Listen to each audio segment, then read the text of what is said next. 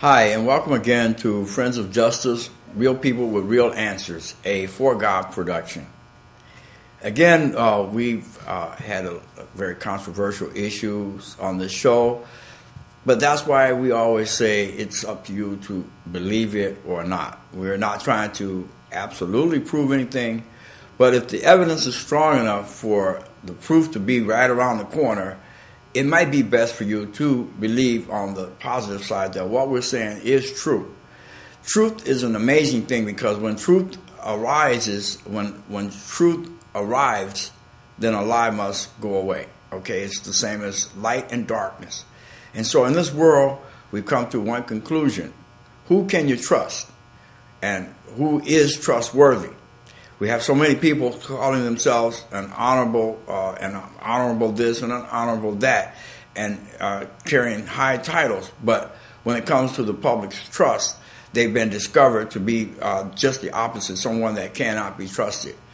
In today's world, we find that the Pope is among those individuals that have a controversial issue surrounding them. So much so that the resignation of the last Pope came into question as to why. And it was reasonable since that a Pope has not resigned the office before death for some over 600 years. This was an unusual move by the Vatican, and it brought attention to the whole regime of the Catholic denomination.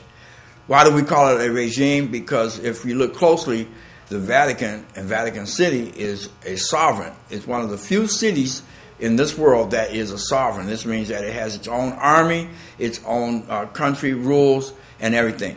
So, again, we have our expert on today. We're glad that you're here, Andre. No, glad to be here. Thank you for coming.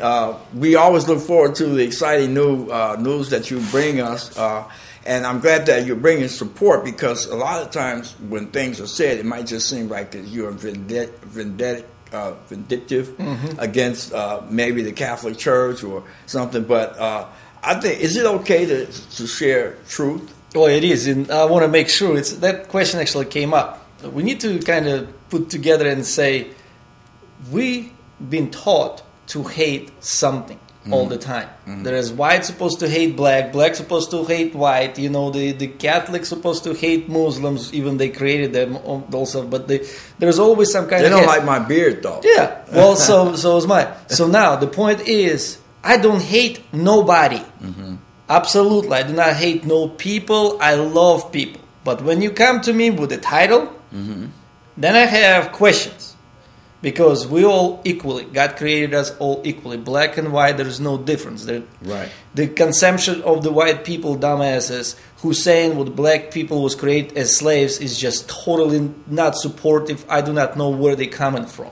This is so unequal, and it's been perpetrated by the Catholic Church. Okay. It was taught all the time that they were better. But if you go back to the history, when Jesus was around, or before Jesus was even around, was there white people there? See, there's a question. You got to believe that or not. Where did Jesus had to go? To Egypt? Or closer to the darker people? Really? I mean, seriously. That raises the question then real quick, you know, because if he was hiding, I think, wouldn't it be obvious if a black person hid among white people or a white person hid against... I think he'd be kind of obvious. This is the next question. Okay. We're going to have this. But I want to establish when people come and thinking I'm just prejudiced about certain things... As long as you don't come to me with title, what's your certain honorable thing, or you the priest of that thing, well, then I'll have disassembly. Right. Okay. So today's topic is, again, I want you to read today's news. Okay. I'll read it, and we'll post it later. Okay. Is the Obama administration really attacking the Catholic Church by placing the Vatican on a financial crimes list? Wow, why would they do that? Well, as we was explaining before, they all caught in money laundering. Okay. Not just a simple little money laundering, you know, it's a drug lord's money, terrorist money. They're the one who finance terrorist organizations. So these things is now exposed. I want you all guys to follow the Elizabeth Warren, the senator. Okay, Senator Elizabeth Warren. Bust bank that laundered drug money. So that was these things we've been talking. Let me see what this bank is. Okay. Go for it. Okay. It's HSBC. Which bank is this? It's HSBC who already admitted, but it's all of them. And I'm going to post it, of course. You're going to be reading as we're speaking right now. But the issue is what they finally, people in the government, they understand the issue, what they drug. I mean, if you would be having a little, some kind of possession of cocaine, or something, you would go to jail for many years. If you cut twice, you would go for life. But these bankers laundered billions of dollars for the drug cartels, and they paid a little fine. I mean, they laundered billions and billions, hundreds of billions, and they only got fined 1.9 billion. And everybody went back to sleep. So the Senator Elizabeth Warren right now is after. We're going to be prosecuting those banks. They talking about suspending their license, totally shut them down. Of course, the Jesuits, who's all behind it, they all trying to scare the scare tactic to everybody. Say, the economy gonna go down, or this thing's gonna happen. Or you can't do it. We're too big to fail. We're too big to be prosecuted. Right. We gotta really think of naturally. Well, if you would have a cancer, okay, if a doctor would tell you you have a cancer, what's your option is? Try to find some cure for it or something. The cure would not be very pleasant, would be? No. So what would you have to, let's say go to chemo? When you go to chemo, it's not going to make you feel good. Right. But at the end result, you might be able to get rid of the cancer. I am ready for that treatment with the United States. We need to get rid of those bankers who don't care about no little people at all. They don't care about what they do. All they care about their paycheck. It's a mammoth. That's the God nobody talks about. It's a God of ill-gotten gains. How much is rich enough? Right. You know what? Some of the banks, if you can find those banks and read the names that they have put on this paper of those banks, it's amazing because I sat in one of those banks the other day and I felt the magnitude of how powerful they were. They could care less about laws and things because when we started discussing the law in regards to this particular bank, they said, he actually stopped me and said, do you realize how big this bank is? I'm not naming the name. And I thought about the research that you did, and that bank was listed on that paper. And it was amazing that he would stop in the middle of the sentence when we started talking about laws and say, wait a minute, do you realize who you're talking to? This is a big bank. We do what we want to do, basically. No, it's the ideology, what they've been growing. It's a tradition, what they've been accustomed to, and they're thinking there's nothing could be done to it. But they're not realizing what the prophecy told us about. Remember in Revelation 13, when it talks about those who lead into captivity they will go. Those who kill with the sword will be killed with the sword. Right. So it's flipping the script right now. The first Pope resigned because he's going to be arrested. He's hiding in Vatican. Now the Vatican is going to be considered as the terrorist holding place. The new Pope, what they just elected, he's another Jesuit again. So there is now nothing new. And if you understand the prophecy of Revelation 17, I kind of want to point it out to you. Okay. And of course, you're going to see this on your screen. Okay, we had the seven kings of the beast since 1929, when the Vatican City was established. Okay. We had the Pius the 11th, Pius the 12th, John the 23rd, Paul the 6th, John Paul the 1st, John Paul the 2nd, and Benedict the 16th. And the next one, of course, it says the last one, it will go to perdition, is the one who they just the last Pope. Now, and you use the term.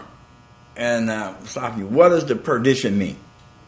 Well, to destruction, to be gone, to be gone to where it's. It's the places to the end where remember no more. So this is things what's about to happen, because even if you elected a new Pope and you're thinking he's not a criminal yet, there is nothing in the world can stop us right now, all these people around who already know the truth, from sitting here and be quiet and say, well, yeah, go ahead, just continue business as usual. we need to understand, God has destroyed the temple, allowed to destroy the temple. Mm-hmm. After that, He established the temple in our hearts. So there is no church building in the world necessary, because God did not build the building as a temple. Mm-hmm. He built us as His church. The temple is in our hearts. And if anybody goes and say, oh, we need a bigger church, like Catholic Church, building some churches for over 200 years already, spending trillions of dollars on ill-gotten gains to build their churches, are you for real? I mean, how long is that we're going to allow this to happen?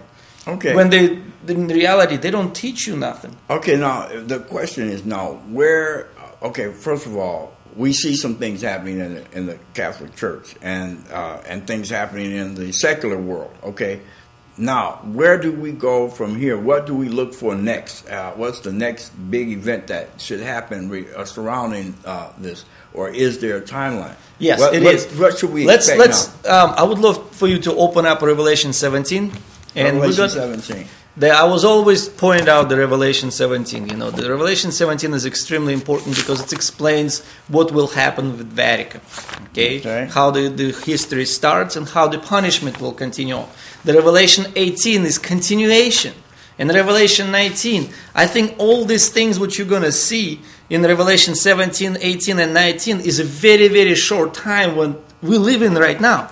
Okay. And it talks about the time when the Vatican will be destroyed, which is the verse 16 and 17 and 18. Do you want me to read this? Well, go ahead and read what? Read 17? 17, 16. Okay. And the 10 horns which thou sawest upon the beast, these shall hate the whore, and shall make her desolate and naked, and shall eat her flesh, and burn her with fire. For God had put in their hearts to fulfill His will, and to agree, and give their kingdom unto the beast, until the words of God shall be fulfilled. You want 18? Yeah.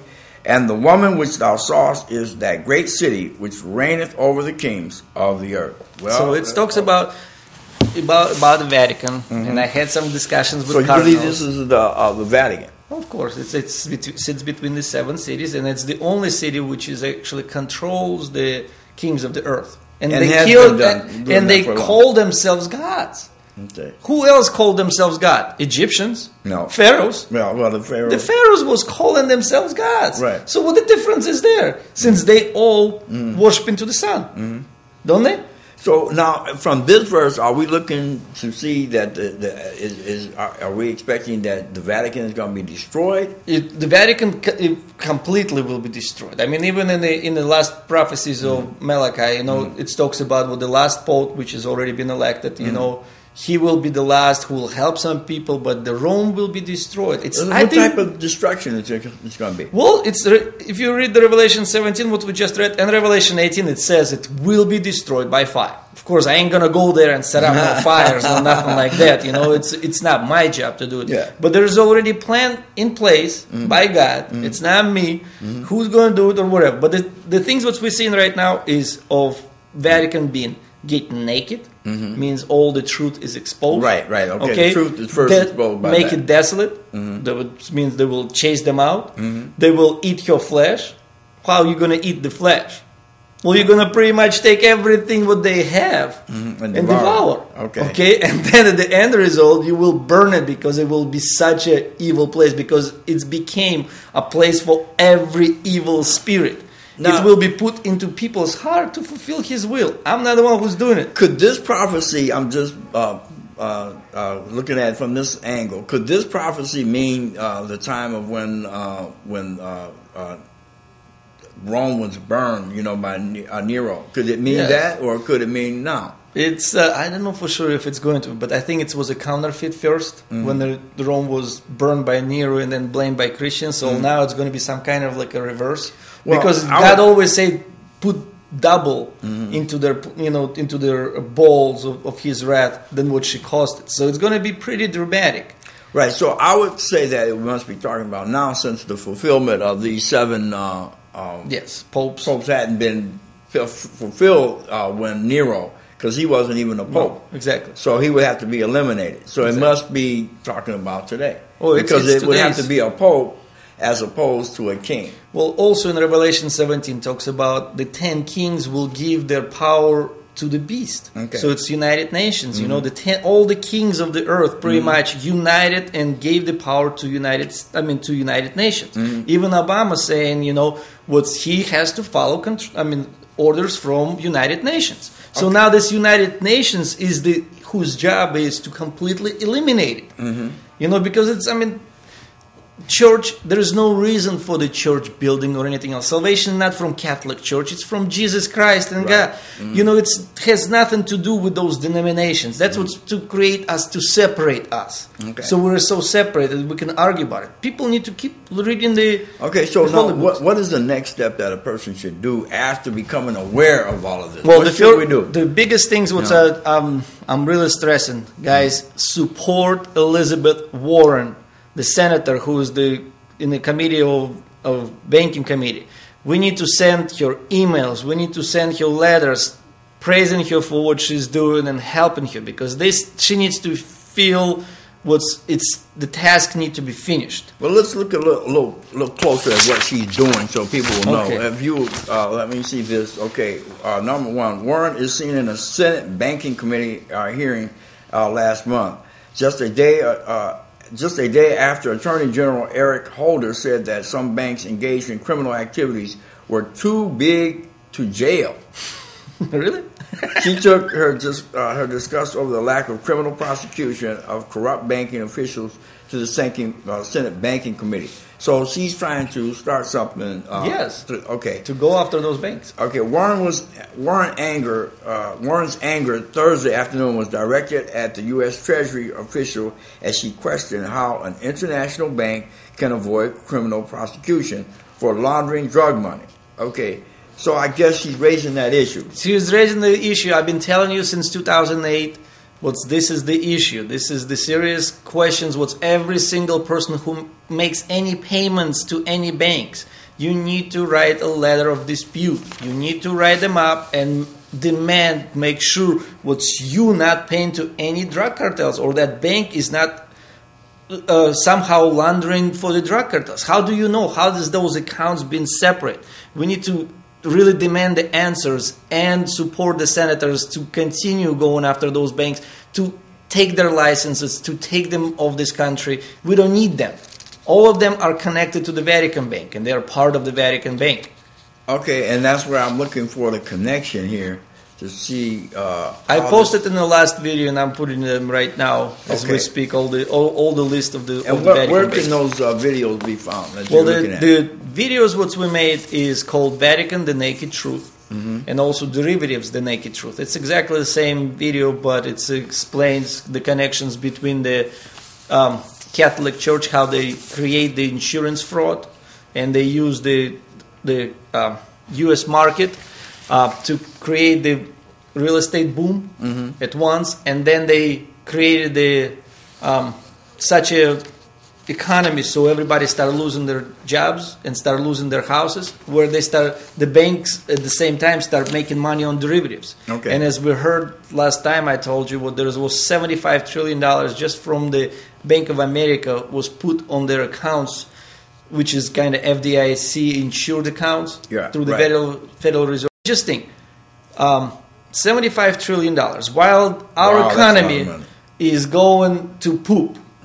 You know, and all of a sudden somebody making $75 trillion and we only have $16 trillion in debt. Something wrong with their math. They cooking the math. They're really high on their math. There's no other ways to put it. That's kind of an incredible figure. 70? Did you say 75? 75 trillion just you from said Bank of America. 75 trillion. Yeah. The JP Morgan did the same, 75 trillion. See, all those banks. I don't know if you all can understand how much money that is. That's a sea of money. If I were to put that in coins, you might. I don't know. Ill-gotten gains. That's all they are. Would you be able to fill Lake Michigan or maybe the ocean? I don't know how much money. That's a lot of money. I've often can you buy the salvation with all those money? No, because God owns everything. But it's amazing when so that you understand what type of monies we're talking about.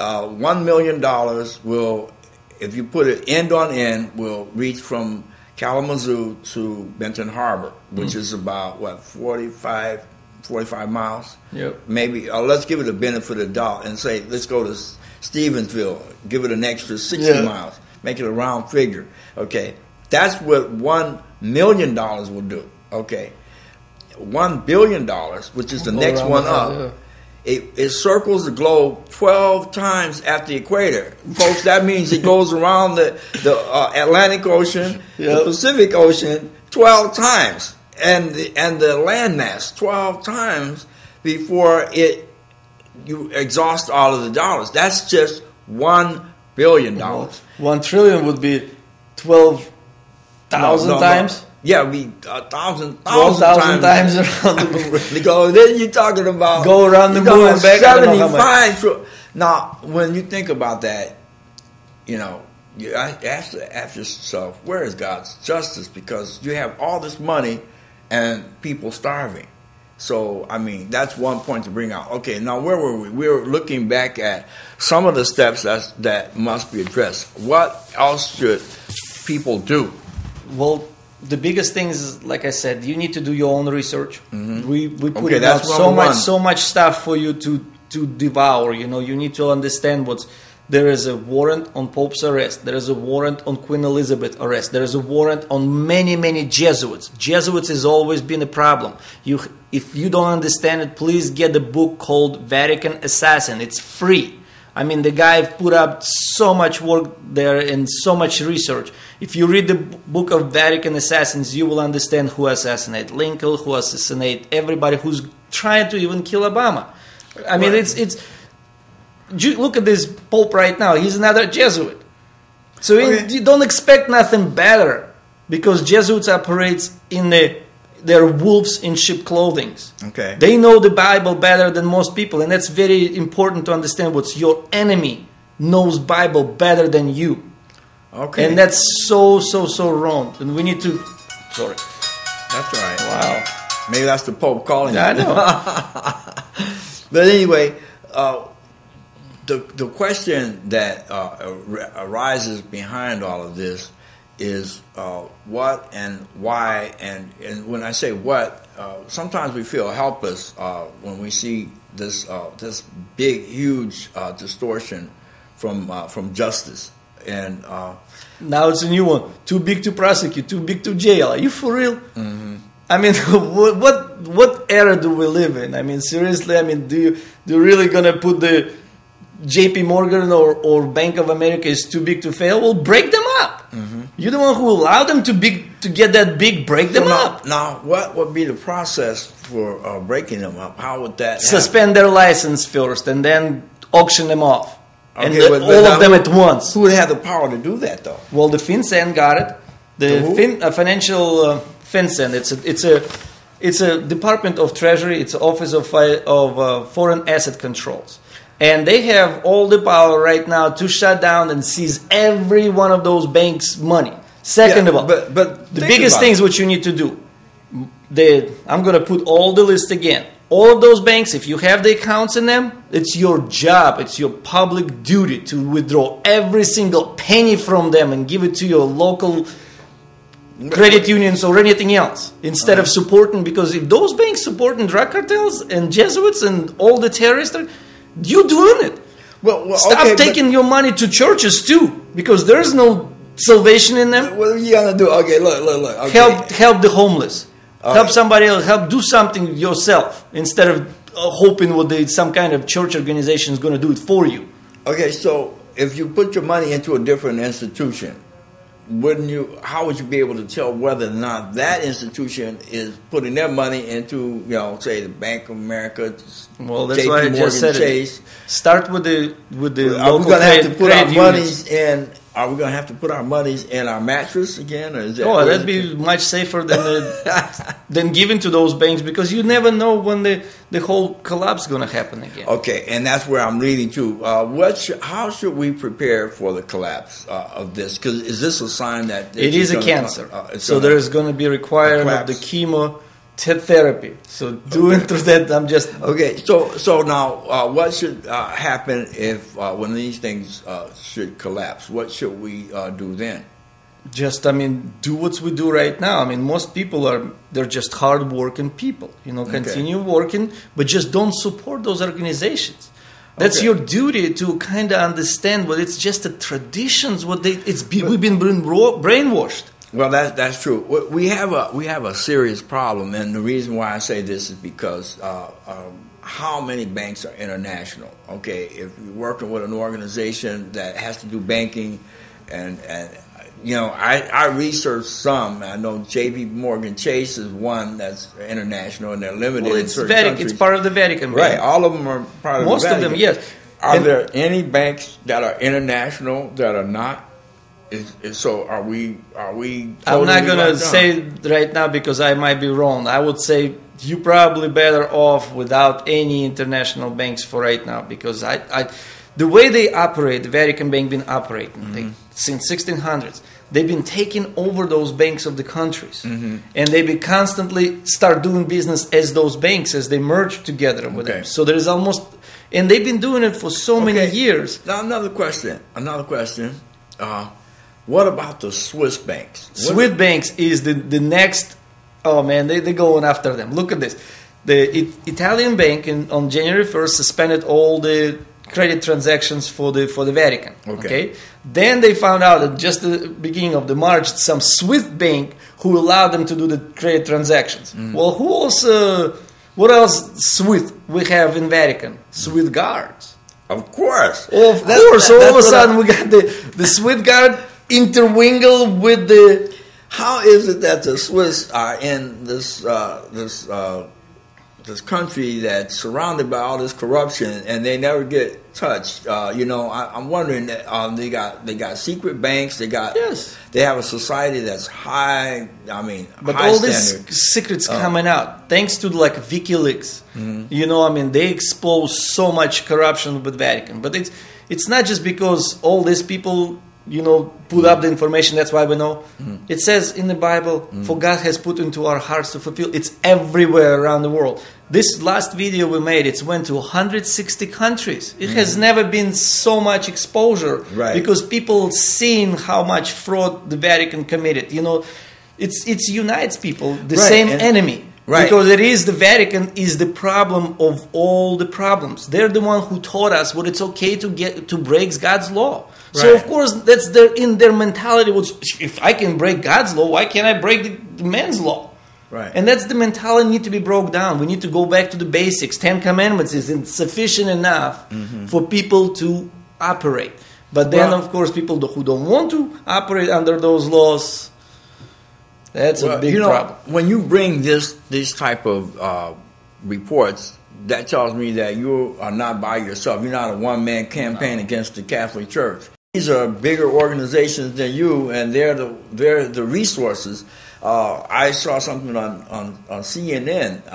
You had something last time. CNN was actually involved in looking into the scandal in a small way. So this means that this is known, and so I guess what my biggest things, which I really need to point it out again. I've been called Antichrist. Obama been called Antichrist, and none of us is Antichrist. And the ideas of calling some man just because just to be an Antichrist, it's pretty not researched well enough. If you understand the Antichrist will come from Vatican. It's the last Pope. He will be he's already here. So now this is the real Antichrist. And somebody calling Obama Antichrist, they really haven't done no research at all. And they're being part of that group who's trying to portray him as an Antichrist. And who's behind it? Jesuits. All the time. They control both sides. If you understand the nature of the Jesuits, and a lot of people don't, because they have an image of doing good, and even as we speak on this broadcast, people say, "Well, are you bashing the Catholic Church, the Jesuits, and while we're doing good?" And how is that going to accomplish anything? What I guess we're doing is trying to expose to the truth so that people can think for themselves, make good decisions. The things what we've done here is in Ezekiel 33. Okay, I'm going to turn there. Yeah, open up Ezekiel 33 because it's extremely important and very serious subject, because we have no choice, like I have no choice but to tell you the truth. Ezekiel 33. Now, one thing I must say, I heard someone else say, well, the Old Testament shouldn't be taken seriously. By who? By Jesuits? I don't know. That's a doctrine. But see, you have a lot of churches that are following the doctrine of the Catholic Church. Okay, yeah. And the Catholic Church makes a statement in regards to that. They claim that these churches are not really Protestants. Well, they're not protesting against the Catholic Church when they're following. How can you be protesting when you're promoting? Okay, and so it's very important to have a standard or a foundation for what you believe. Okay, I can tell you a little joke like that. I like to tell this one. Yep. Let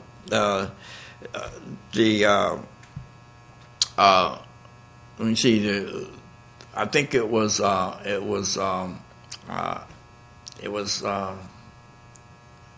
forgot how it goes. I think it was like Santa Claus. Told it was another person that said there is no Santa Claus or whatever. Mm-hmm. And so the little boy said, well, how do you know there's no Santa Claus? Because he said, because the Easter Bunny told me. But in other words, you have to know where you're getting your information. What's your foundation? You can make a lot of comments about the Bible. Doesn't mean that they're in there. So why should a denomination or a religious sect, if I might use those words, or anybody who believes in the Bible, why should they build their beliefs on something that's not even in the Bible? Exactly. It's old traditions. It's tradition, but the thing is that the things that are in the Bible about those particular denominations is that it's negative. The true believers are not in the churches. Right. Okay. What absolutely not at all. 33? So Ezekiel 33 is extremely important, but you got to remember. Well, it's pretty much which verse? Well, just start reading that. It's a okay. I like this one, Justice of God's Way. I'm going to read that because I've been talking a long time on this show about God's justice, and I want to read something before the show is over.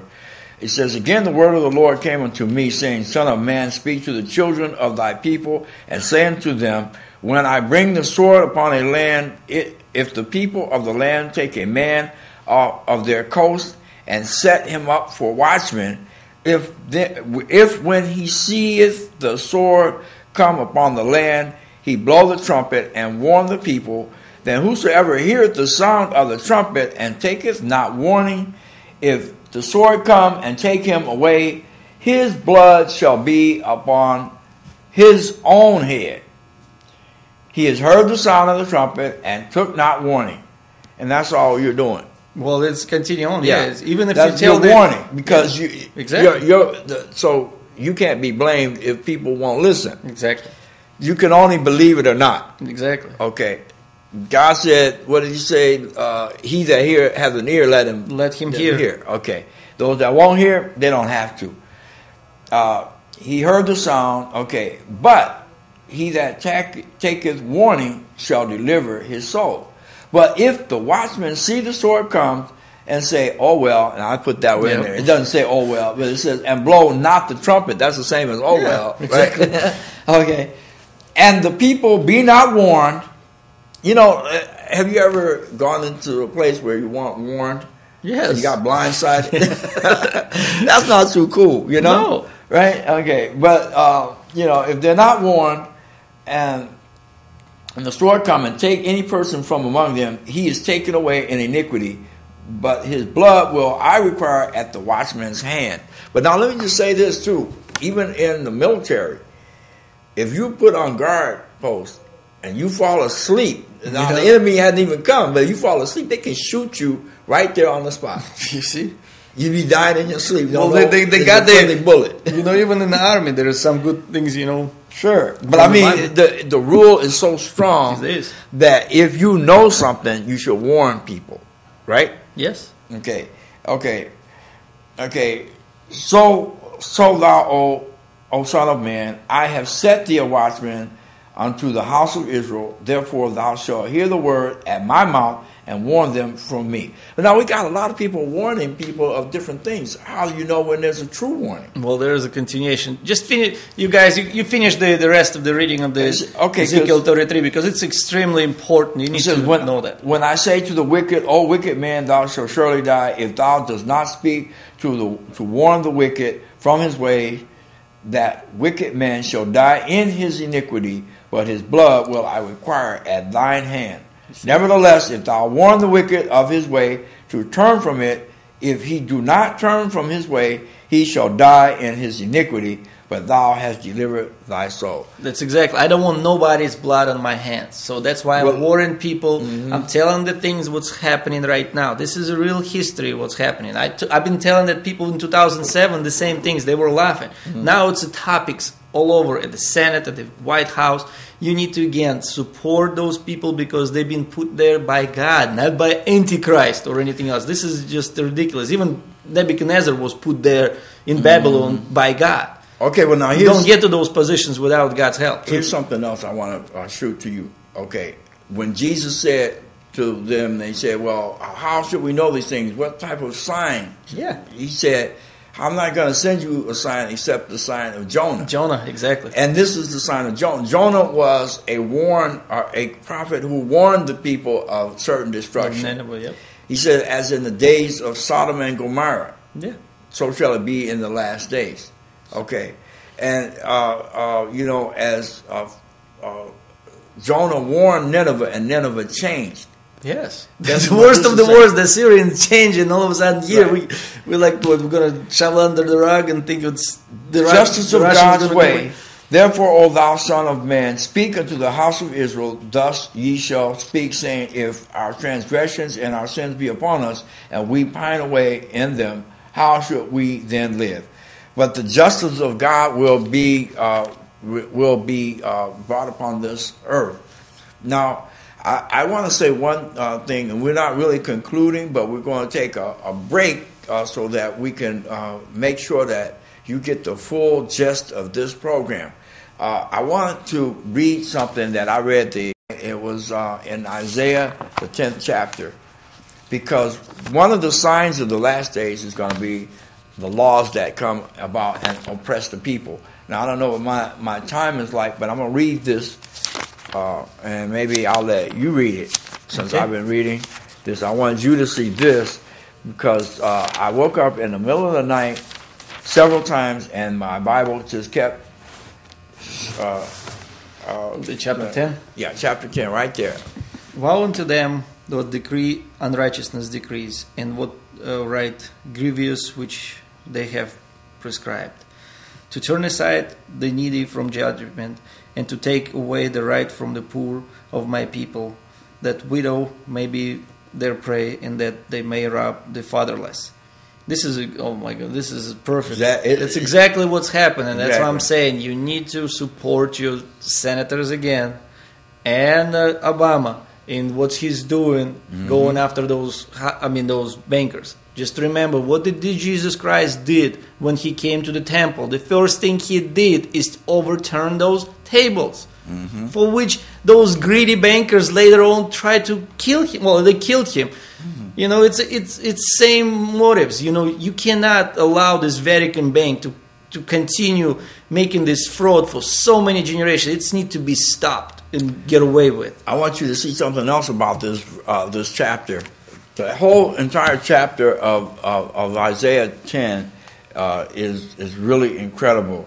I want you to read this part. Let me see. I think it's the 13th. I like this part. Let's see. Okay. This is God's judgment on this. For he said, by the strength of my hand I have done it. Right. And by my wisdom For I am prudent, and I have removed the bounds of the people, and have robbed their treasures, and I have put down the inhabitants like a valiant man. Till you read the 14th. And my hand hath found as a nest of riches of the people, and as the one gathers eggs what are left.